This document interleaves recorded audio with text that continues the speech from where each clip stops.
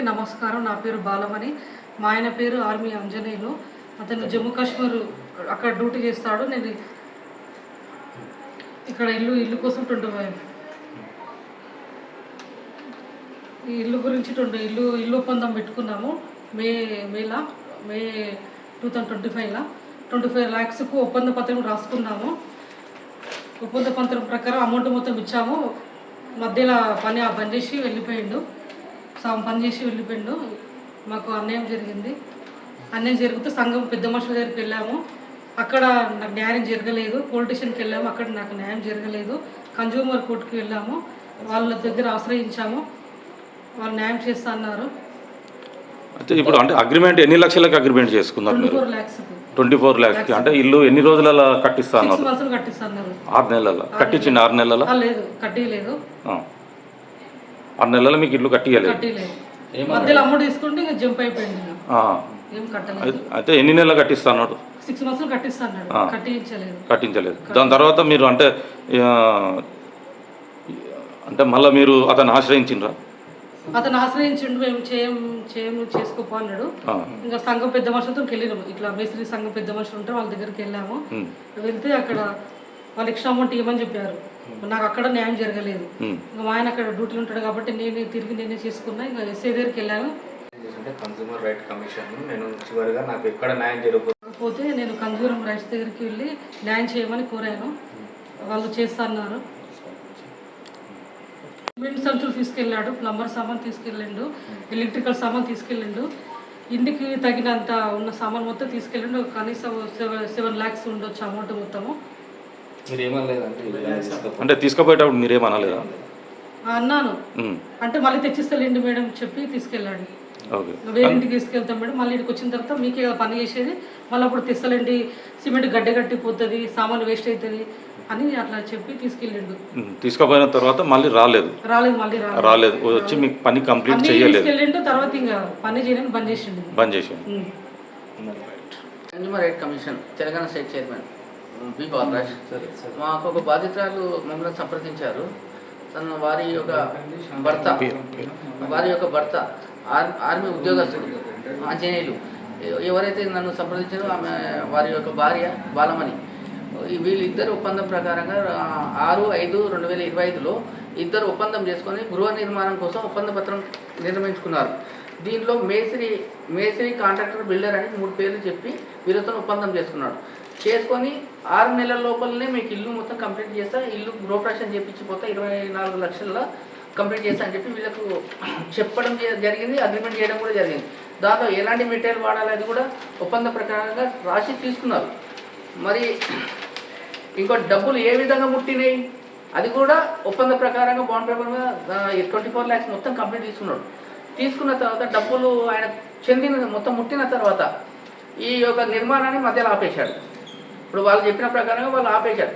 వాళ్ళు ఏం చేశారు, మళ్ళీ కార్మిక సంఘం భవనం వాళ్ళ సంఘానికి సంప్రదిస్తే సంఘం వాళ్ళు ఏం చేసి వీళ్ళతో 2000 రూపీస్ తీసుకొని వాళ్ళు ఒక స్లిప్ ఇచ్చారు, మీకు న్యాయం చేస్తాను చేసి మరి వీళ్ళని కూర్చొని 5 లక్షలు డిమాండ్ చేసి ఆయనకు 5 లక్షలు ఇస్తే వర్క్ చేస్తారు లిటర్ లేదని చెప్పి వీళ్ళు వచ్చిన తర్వాత వీళ్ళకి ఎక్కడ అర్థం కాక మళ్ళీ పోలీస్ స్టేషన్ సంప్రదిస్తే అక్కడ rural police station sub inspector Vijay Kumar sir దగ్గర వెళ్తే సార్ మీరు కాంప్రమైజ్ చేసుకొని ఇల్లు కట్టి అని వాళ్ళకి చెప్పాడు.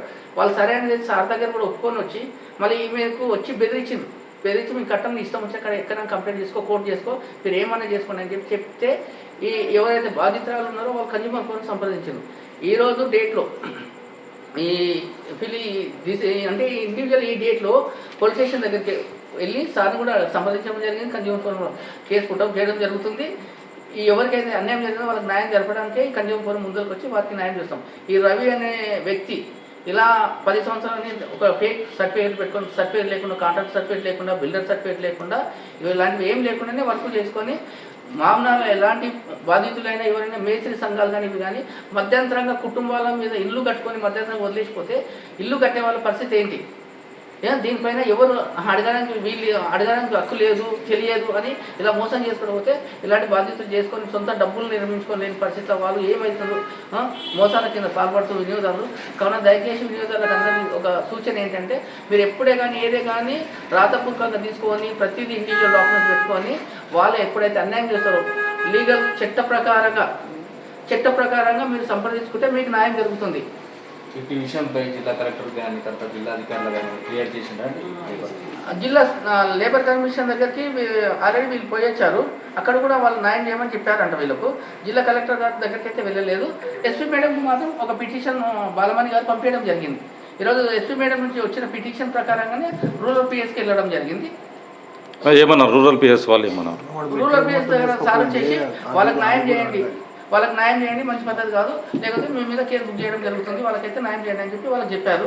సరే అని చెప్పి మాట్లాడతారని చెప్పి వాళ్ళు ఎలాంటి నిర్లక్ష్యం చేస్తూ వాళ్ళంతా ఆమెని ఏం పట్టించుకోకుండా వెళ్ళిపోతున్నారు. అంటే వాళ్ళకి ఏంది సంఘం పెద్ద మనుషులు, మేము సంఘాల మామూలు ఈ విధంగా జరుగుతుంది, ఎవరు మమ్మల్ని పట్టించుకోరని ఒక నిర్లక్ష్యంగా వాళ్ళు హై లెవెల్ ఉన్నామని చెప్పి ఈ విధంగా చేస్తున్నారు వాళ్ళు మేస్త్రీలు. నేను మహబూబ్నగర్ జిల్లా కన్జ్యూమర్ రైట్స్ కమిషన్ డిస్ట్రిక్ట్ ప్రెసిడెంట్ని. అయితే కన్జ్యూమర్ ఫోరంకి ఈరోజు ఒక కేసు వచ్చిందండి. ఆల్రెడీ కేసు విషయంలో ఎస్పీ గారి దగ్గరికి పిటిషన్ వెళ్ళిపోయింది. ఎస్పీ గారు మన రూరల్ కేసుకి రాశారు. ఎస్ఐ గారితో డిస్కషన్ అయిపోయింది, అది సిఐ గారితో డిస్కషన్ అయిపోయింది. అయితే యాక్చువల్లీ కేసు వచ్చేసి ఏంటంటే మన మేస్త్రిని అని చెప్పేసి ఒక రవి అనే వ్యక్తి వచ్చేసి మా దగ్గరికి వచ్చిన బాత్రాల దగ్గర 24 లక్షల రూపాయల అమౌంట్ తీసుకున్నాడు. ఇల్లు కట్టిస్తానని చెప్పేసి 200 గజాల్లో ఇల్లు నిర్మాణం చేస్తానని చెప్పేసి అమౌంట్ తీసుకున్నాడు. అయితే అమౌంట్ తీసుకున్న తర్వాత మొత్తం కంప్లీట్ 6 నెలలు వేస్తానని చెప్పేసి ఒక బాండ్ పేపర్ కూడా ఆయన రాసిచ్చాడండి ఇక్కడ మొత్తం క్లియర్గా. దాంతోపాటుగా ఆ 24 లక్షల అమౌంట్తో దానికి ఇంటికి కావాల్సిన వసతులు, అదే ఎలక్ట్రికల్ సామాన్ కానీ సిమెంట్ కానీ మొత్తం దానికి సంబంధించిన ఏమంటారు సామాగ్రి అంతా మొత్తం తెచ్చేసి ఇల్లు కడతా అని చెప్పేసి మేము మబ్బి పెట్టేసేసి మధ్యలోనే ఇల్లు సగం కట్టేసేసి మధ్యలోనే వదిలేసి వెళ్ళిపోవడం కాకుండా దాంతోపాటుగా ఆయన తెచ్చిన సామాన్ ఏదైతే ఉందో సిమెంట్ బస్తాలు కానీ స్టీల్ కానీ ఎలక్ట్రికల్ వర్క్ సంబంధించిన సామాన్ కానీ ఆ సామాగ్రి మొత్తం మేడంకు ఏమంటారు మీకు బెదిరింపులతో చేసి నేను మళ్ళీ తెచ్చిస్తానమ్మా, తెచ్చి కంప్లీట్ చేస్తానని చెప్పేసి ఆమెను బెదిరింపులకు లోన్ చేసి ఆ సామాన్ మొత్తం తీసుకెళ్ళిపోయాడు. తీసుకెళ్ళిపోయిన తర్వాత ఇంతవరకు మళ్ళీ ఈ మేడం గారి దగ్గరికి కనీసం కనుచూపు మేరకు కూడా కనిపించకుండా కాల్స్ కూడా రెస్పాన్స్ చేయకుండా ఉండేసరికి మేడం గారు ఎస్పీ గారి దగ్గరికి వెళ్ళేసి కేసు కుట్ర చేయమని చెప్పేసి ప్లాన్ చేస్తుంది. అయితే అక్కడ నుంచి ఎస్పీ గారు ఏం చేశారంటే మేడం వాళ్ళది లక్ష్మీనగర్ కాలనీ కాబట్టి ఈ మనకు రూరల్ పిఎస్ సంబంధించింది వస్తుంది కాబట్టి రూరల్ పిఎస్ ఎస్ఐ గారి దగ్గరికి వెళ్తే ఎస్ఐ గారు ఉండి వాళ్ళని మేస్త్రి వాళ్ళని పిలిపించి ప్లస్ ఆ సంఘం వాళ్ళని కూడా పిలిపించి మాట్లాడడం జరిగింది. అక్కడ మాట్లాడితే ఎస్ఐ గారు ఉండేసేసి న్యాయం చేయాలండి, మీరు అలా మధ్యలో వదిలేసిపోతే ఆమె ఏ విధంగా కంప్లీట్ చేసుకోవాలని చెప్పేసి వాళ్ళు మాట్లాడి పంపించారు. అయితే ఈ మధ్యకాలంలో ఏం జరిగిందనంటే మేడం గారు ఏం చేశారంటే ఈ రోజువారీ కూలీలతో మాట్లాడుకొని ఆయన ఎలాగో వెళ్ళిపోయినాడు, మళ్ళీ వచ్చేటట్టు లేడని చెప్పేసి నా ఇల్లు ఇన్కంప్లీట్గా ఉంది, నేను బయట ఎక్కడ పండుకోవాలని చెప్పేసి 2 పిల్లలు ఆడపిల్లలు, ఆమెకు మగ పిల్లలు కూడా లేరు కనీసం. ఆయన భర్త వచ్చేసేసి సార్ మనకు ఆర్మీ జవాన్, బార్డర్లో ఉన్న ఆర్మీ జవాన్కే ఈ విధంగా ఇలాంటి అన్యాయం జరుగుతుందని అంటే ఇక లోపల ఉన్న సామాన్య జనాలకి ఏ విధంగా న్యాయం జరుగుతుంది. అయితే ఈ మేడం గారు ఏం చేశారంటే ఆ మధ్యలో ఆ పిఎస్ లా ఆ మధ్య కాలంలో ఏం చేశారంటే మేడం గారు రోజువారీ కూలీలను పిలిపించుకొని ఆమె ఏదైతే సగంలో వదిలేసిపోయిన ఇల్లేదో మొత్తం నిర్మాణం చేసేసుకుంది. దాదాపుగా రోజువారీ కూలీలకి ఇంచుమించు ఒక 11-12 lakhs వరకు ఖర్చు వచ్చింది. దాంతోపాటుగా ఆయన ఏదైతే సగంలో వదిలేసిపోయిన మెటీరియల్ ఏదైతే ఉందో ఆ మెటీరియల్ అయితే ఇంతవరకు తెచ్చలేదు. ఆయన దాదాపు ఆ మెటీరియల్ కాస్ట్ ఇంచుమించు ఒక 8 లక్షలు చేంజ్ ఉంది. మేడం గారు అది లెక్కలు కూడా క్లియర్ చెప్తున్నాం నాకు. దాదాపు ఇది ఒక 12 లక్షలు, అదొక 8 లక్షలు. దాంతోపాటుగా మేడం గారు మా దగ్గరకు వచ్చి ఏమంటున్నారంటే మాకు న్యాయం చేయండి అని చెప్పేసి కన్జ్యూమర్ ఫోరంని సంప్రదించడం జరిగింది. మేము కూడా ఎస్ఐ గారి దగ్గరికి వెళ్ళేసి క్లియర్గా మాట్లాడాం, సార్ ఏంటి సార్ పరిస్థితి అని చెప్పేసి. ఎస్ఐ గారు కూడా మేస్త్రి గారిని పిలిపించి సో పరిస్థితి అండి సెటిల్మెంట్ చేసేసి మంచి మేడంకి న్యాయం చేద్దామని చెప్పేసి ఎస్ఐ గారు కూడా మాకు మంచి సూచనలు ఇచ్చారు, మంచి కోఆపరేషన్ చేశారనమాట. ఇదే విషయాన్ని మళ్ళీ రేపు మార్నింగ్ కన్జ్యూమర్ ఫోరంలో మేము మా కన్జ్యూమర్ తరఫు నుంచి నోటీస్ రవి గారికి పంపించేసేసి మేడం గారికి తగిన న్యాయం చేకూరుస్తామని హామీ ఇస్తున్నాం. మహబూబ్నగర్ జిల్లాలో ఇటువంటి ఎక్కువగా సమస్యలు ఉన్నాయి అంటే మీ యొక్క కన్జ్యూమర్ రైట్ కమిషన్ ఆధ్వర్యంలో ఎటువంటి కార్యక్రమాలు చేస్తారు, వాళ్ళకి ఏ విధంగా మీరు ఆదుకుంటారండి? ఓకే, అయితే కన్జ్యూమర్ ఫోరంలో మా దగ్గర ఏముంటుందంటే వినియోగదారులకు చిన్న విజ్ఞప్తి అండి. ఏంటంటే ఎక్కడ కూడా ఇంకా మన ఇక్కడ లక్ ఏంటంటే మేడం గారు మంచి బాండ్ రూపంలో మనకు ఒకటి ఎవిడెన్స్ ఇచ్చారు. అంటే ఇదే ఎవిడెన్స్ ప్రతి కన్జ్యూమర్ ఎనీ వినియోగదారు ఎవరైనా కూడా బాండ్ రూపంలో ఎవరితో నేను పనిచేయలేదు నాటే మేస్త్రి ఏమంటారు వీళ్ళతోనే కాకుండా ఎనీ వర్క్ ఏ వర్క్ అయినా కూడా రాతపూర్వకంగా వాళ్ళతో రాయించుకొని ఈ విధమైన బాండ్ మెయింటైన్ చేస్తూ పని కంప్లీట్ అయితే సంతోషం అండి. వినియోగదారులకు ఎలాంటి బాధలు లేవు. కాకపోతే ఇన్కంప్లీట్గా ఉండి వాళ్ళు వినియోగదారులను బెదిరించి చేసే ఉంటే చూడండి, వాళ్ళు ఎక్కడికి పోతారండి? పిఎస్కి పోతారు. పిఎస్కి పోయినప్పుడు ఏమవుతుంది? పలుకుబడి ఉపయోగించుకొని వాళ్ళు చేసే పనులు వేరే ఉంటాయి. ఒక వినియోగదానికి అయితే పలుకుబడి ఉపయోగించుకోనికి రాదు కదా.